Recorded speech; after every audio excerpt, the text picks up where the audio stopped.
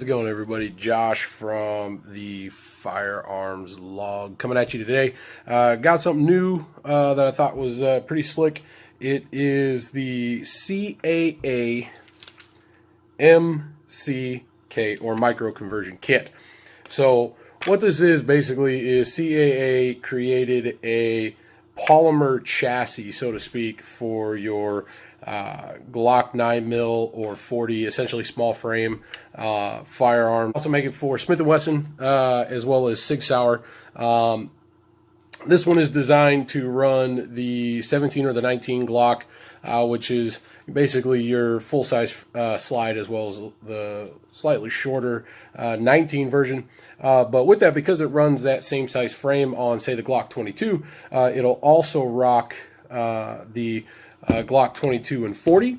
It runs on the 17, the 19, the 19X, the 18, the 23, the 31, the 37, the 45, every one of those models that kind of fall into that frame size. Now, the awesome thing about that is you can take your everyday carry gun, you're looking for that SBR type feel, and you get that luxury without changing up calibers, without going to a full PCC or pistol caliber carbine, you know, AR style. It gives you this crazy futuristic looking dealio here.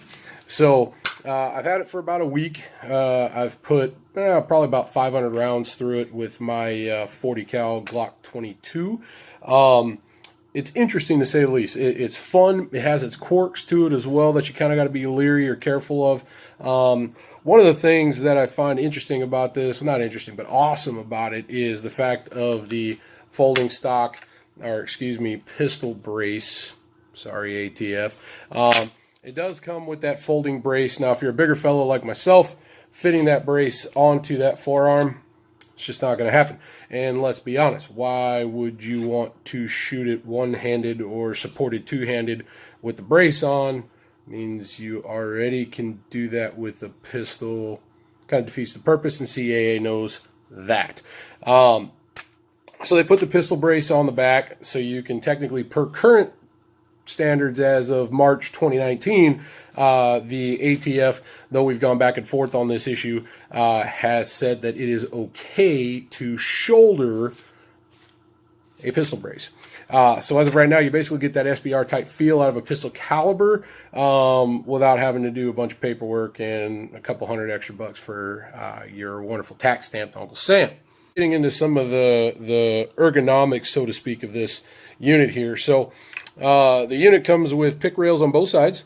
You'll notice this wonderful little screw right here, how it's got two holes. So that is how you actually adjust for your Glock 17, Glock 19, or if you're running the SIG or the Smith & Wesson series, how you adjust for full size or compact. So basically, that little screw right now set on the outside setting is set for the full size Glock or Smith or SIG.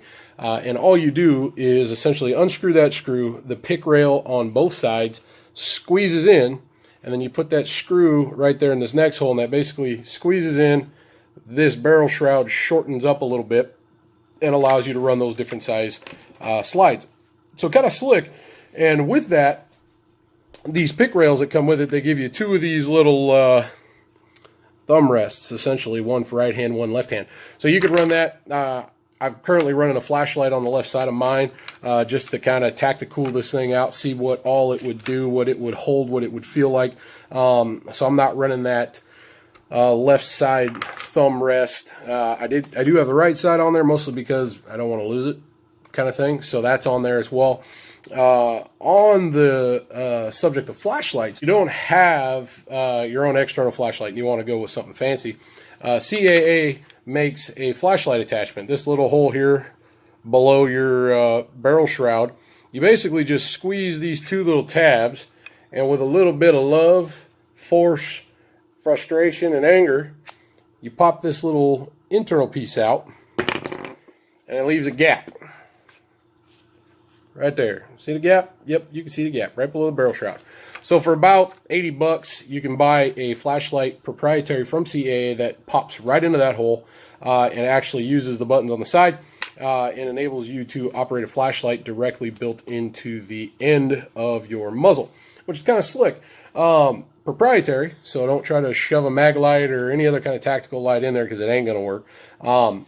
Moving down the front of the action, you've got this big honking foregrip.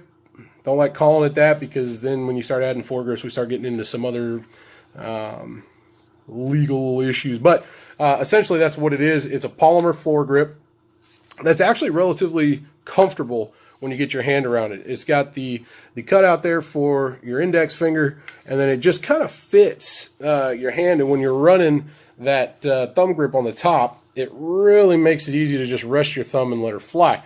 I had a little bit of concerns with it. The thoughts of as you're reaching around, you get your finger anywhere close to the end of that muzzle, it's not going to feel really well.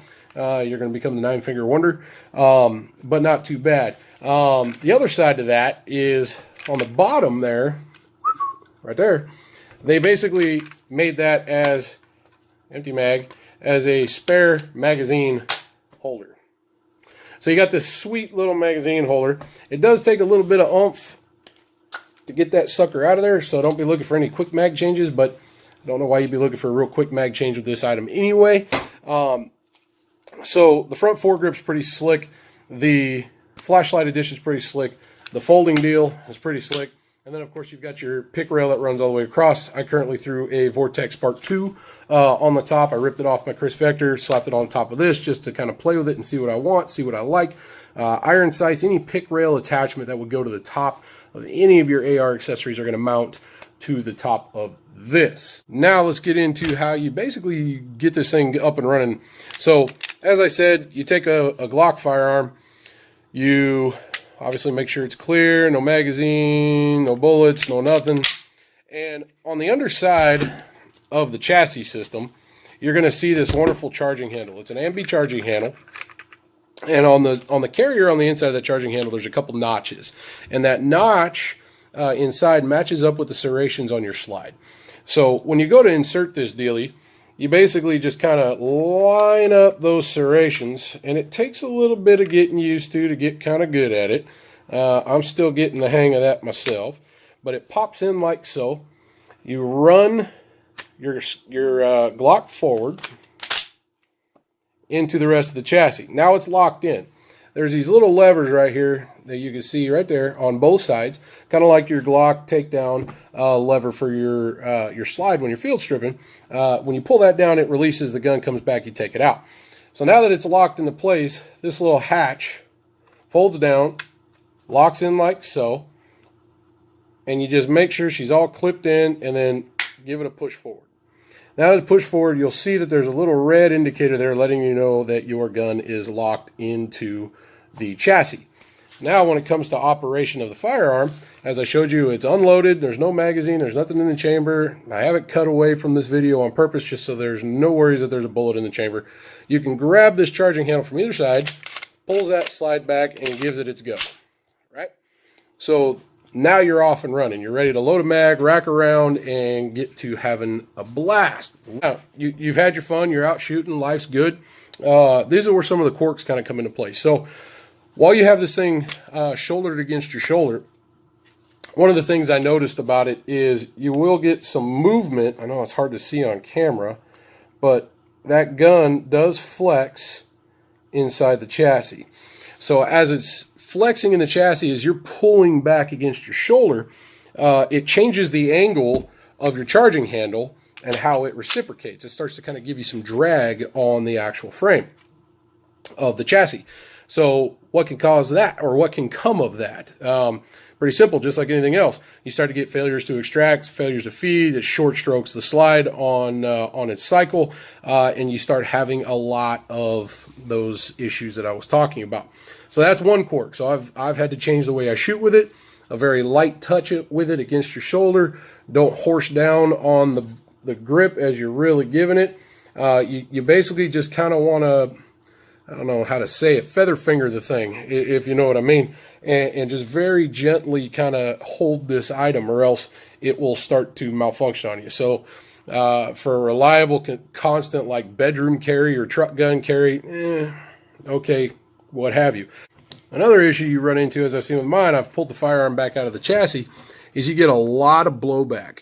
As you can see here, the miscolorization around the front of the frame, front of the slide, it's on the top of the slide. There's more discolored on the edge of the barrel, which you can actually see in the, wow, it's so hard doing this backwards. Right there along the edge of the barrel crown.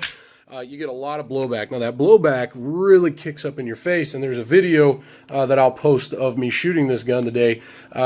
You'll start seeing me blink real heavily at the end of the video. No, I wasn't wearing iPro. Naughty on me, I know.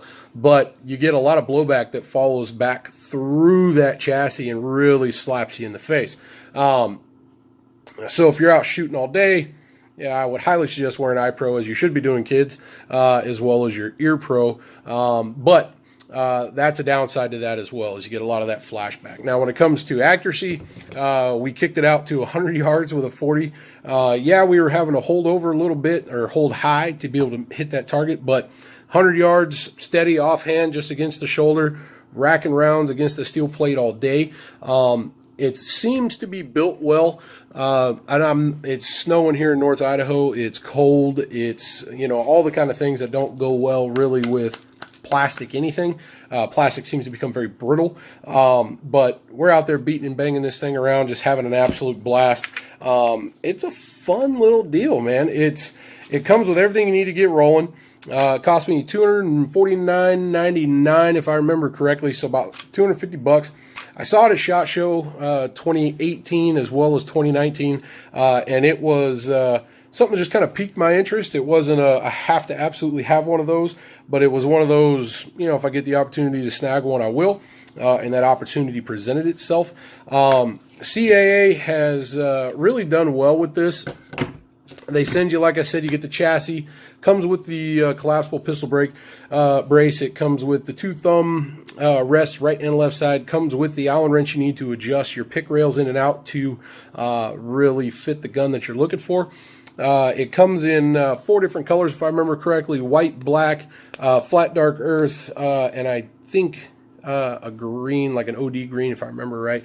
Obviously, I went with the black. Saw a really cool Stormtrooper white version there at SHOT Show, which I thought was pretty awesome. But, you know, for the most part, if you're looking for a fun little plink around toy that you can slap your Glock into, your Smith & Wesson M&P series into, or your SIG series into, it's a lot of fun. It takes your range day from just your standard blow and go to, hey buddy, check this out, and actually get to pull something out that's kind of slick. So take a look, go to CAA's website, check out the new Micro Conversion Kit, the MCK. Give this post and video a like. If you aren't already, make sure you follow us on Facebook and Instagram. We are at The Firearms Log, with an L, log. And stay tuned for a YouTube channel that's going to be popping up here, where we're going to start going out. We've got some buddies in different career fields, from law enforcement, Marine Corps snipers, Marine Corps machine gunners, a lot of cool guys out there that are going to be joining in with me, sending me some videos, some stuff they're shooting, some stuff they're doing, some long range stuff. We got a suppressor coming out of ATF jail here soon, so we'll be doing a review on that. But if you're not already, follow. Get your buddies to follow. Let's blow this thing up. Let's have a lot of blast. It's going to be cool. So stick around. Appreciate you watching the video. Check out CAA and the MCK. Go out, shoot, have some fun. Keep this thing going, man. It seems in this day and age we got a lot of politics going back and forth. So keep the shooting sports alive. Get out, shoot a lot, and shoot often. And see you next time.